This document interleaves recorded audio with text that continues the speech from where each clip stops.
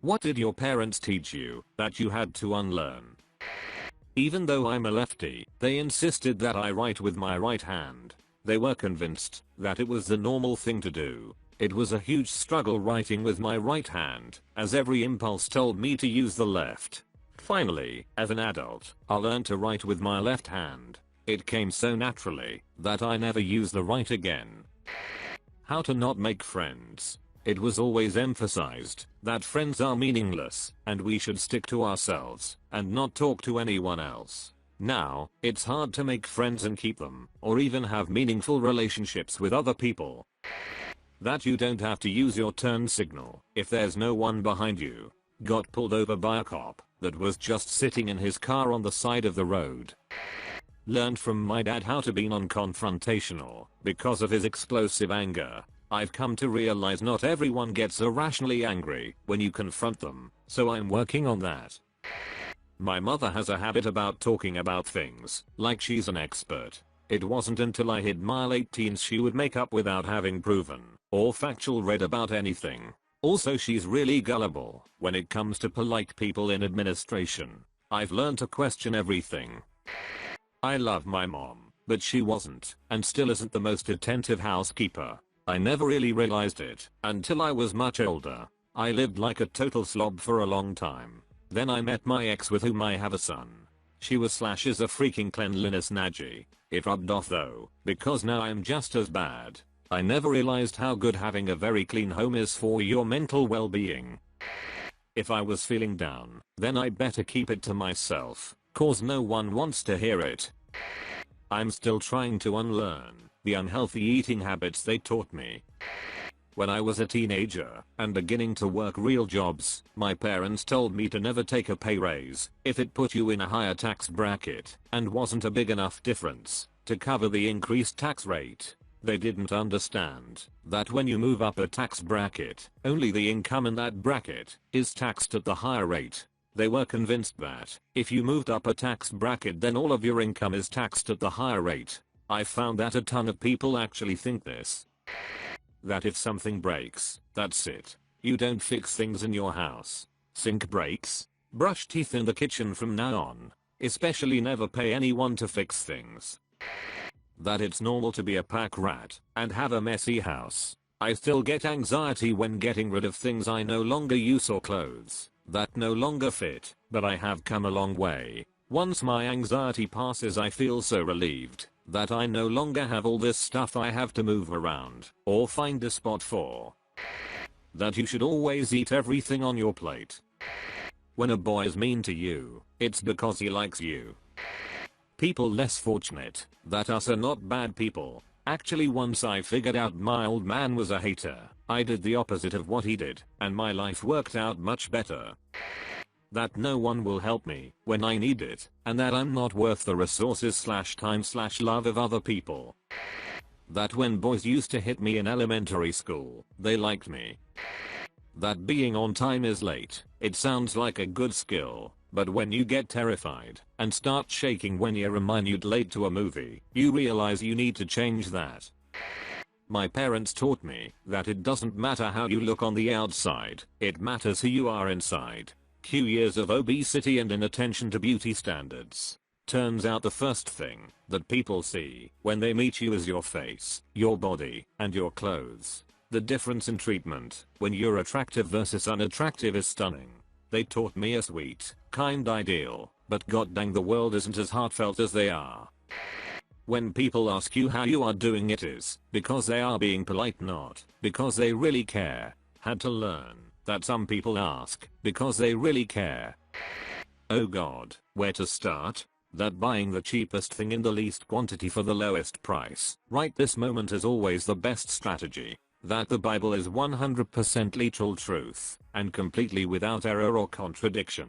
That the gays got AIDS as a direct punishment from God, and that the high rate of depression and suicide is because they separated themselves from God. That trannies are even worse than the gays. That I, personally, was going to go to hell for eternity after suffering a life of horrible depression and dying early of AIDS or suicide, which would be my own fault. That the earth is 6,000 years old, tops, and on and on. My parents are some of the most judgy people I've ever met, especially about people's looks. I'm always hearing them say like, "That is not a pretty woman," or with disgust, "Is that a man or a woman?" About strangers, just about every time I hang out with them. It makes me mad, honestly. I've been careful not to pick that up from them. Religion. My family is hardcore Roman Catholic. When I was younger, grade school to high school, my aunt would drag me to processions. We walk for miles holding candles, while singing chants. I thought that was normal. She wanted us to follow what the church would tell us to do. When I left home for college, and did my own study about religions, I became agnostic, and realized everything we did was weird. Still don't have the balls to tell them my religious views. They would flip. My parents never wanted to listen to kids' music, so they would change song lyrics and just sing them loudly over the songs when I was in the car. The most notable was the Jimmy Buffett song that goes, "Why don't we get drunk and screw," which they changed to, "Why don't we get lunch at school." I was king 20 before I finally figured out Jimmy wasn't interested in eating hot lunch on a waterbed, and Eric Clapton wasn't actually singing about hanging out with a woman named Jarlene. Edit. I still definition sing cocaine with my dad's silly lyrics. She don't lie, she got big furry thighs, Jarlene, all the time. Edit 2. My dad needed the internet to know the second verse of his child-friendly version of Cocaine Dose. Don't forget this fact, she's got a smelly crack, Jarlene. Whatever happens, don't spend money. It was a king breakthrough in therapy when I figured out that if I have a problem and I can fix it by buying something I can afford, then it's okay to buy things. To try to finish people's sentences. My mom would sometimes get lost/stuck in the middle of her sentence, so my sisters and I would finish the sentence for her, since we could usually guess what she was trying to say. But for most people, this would just be annoying. Not my parents, but my grandpa used to tell me that if I didn't step off of an escalator quick enough, it would me under. Had an irrational fear of escalators for years.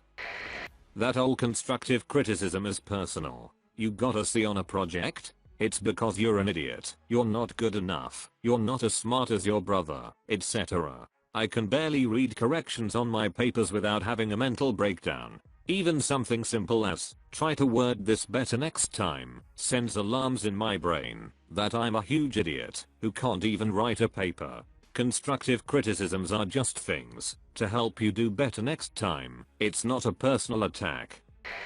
If you need to know something, they'll teach it in school.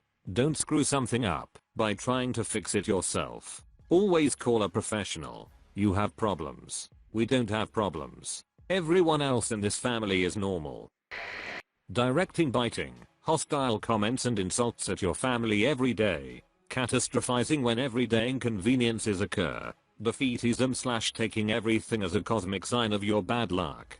Spilling milk on the kitchen counter and floor equals I can just never get ahead in life. An actual recent quote. Ruminating over old minor slights endlessly, for years. Do you remember the time your grandma said insert fairly literal comment here? No mom, I gave her the benefit of the doubt that she didn't mean anything by it, and also that happened literally 20 years ago. That I'm super smart. That I won't be able to relate to normal people and will have a hard time making friends because I'm so far above them. That being smart was the only thing that mattered, and my sister was somehow lesser than me because she is a social butterfly, but not super bright. That things like attractiveness and social grace were superfluous and only used by people who weren't smart enough to not need them. I placed too much value on intellect and not nearly enough on kindness, humility, empathy, etc. for far too much of my life. I'm 28 now and still unlearning a lot of that bull. Leaving that safe zone of, "I'm smart so I'm fine" is hard because you have to take a long look at all the other areas where you're lacking, but it's necessary. Once you finish school, no one gives a how smart you are. Be a good person. Making the world a better place is so much more important than stroking your own ego. I've built my own computer. I spent several weeks reading about them in my own time to learn how they work, because I'm genuinely interested in them and love to learn as much as I can. I use them every day of my life, have grown up around them, and am constantly explaining to you how things work. But yes mom, trust that one tech that came in 5 years ago that told you Rose's laptop was eating all the internet and left without doing anything and default back to that explanation every single time it stops working. Yes, me turning off 3 of my monitors will speed it up for everybody because you know how bandwidth works more than I do.